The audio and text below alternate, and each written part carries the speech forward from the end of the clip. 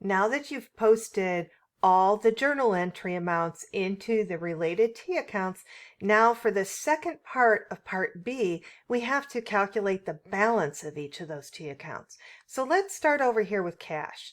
So what you do to calculate the balance of a T account is you add up all the debits and you subtract all the credits, and the balance goes on the side of the account that's largest.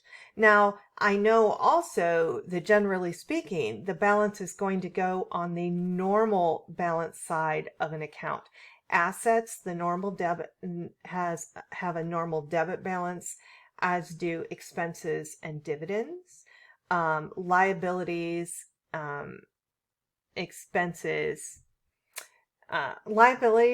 and revenue have normal credit balances. So let's just do the first one. So cash, you can do it a couple different ways. You can just do, okay, so cash has a normal debit balance. So I'm going to add the two debits, and then I'm going to subtract the credits. Now, I could subtract each one of those.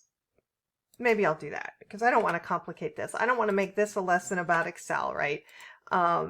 But let me just do this, and cash has a lot of activity, right? And then there we go, and I'm going to hit enter. And what it does is it takes all the debits, subtracts all the credits. Now that's my balance. Now typically with a T account, we draw a single line above the balance, right?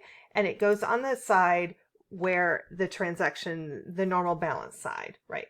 So that is cash. Now, over here for accounts receivable, it doesn't have as many things in it, but I could actually copy the same thing over, right?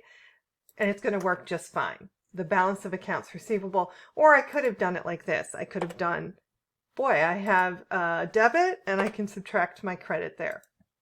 Okay. And then I'm going to, you can do the same exact thing for office supplies. Office supplies, not too exciting. There's nothing to sum. It is just $1,300. But I want to jump down here to accounts payable. So you would do that for every single account. But I'm going to go down to accounts payable because accounts payable is a liability, and liabilities have normal credit balances. So what I'm going to do here is on the credit side, I'm going to do that credit of $8,000 subtract the debit. So liabilities are backwards. So you have to watch what kind of account.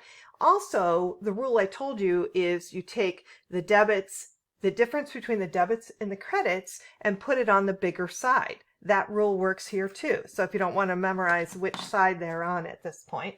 And then I'm going to put a single line above that to tell me that that is my total. Okay, so my balance for accounts payable is $6,000.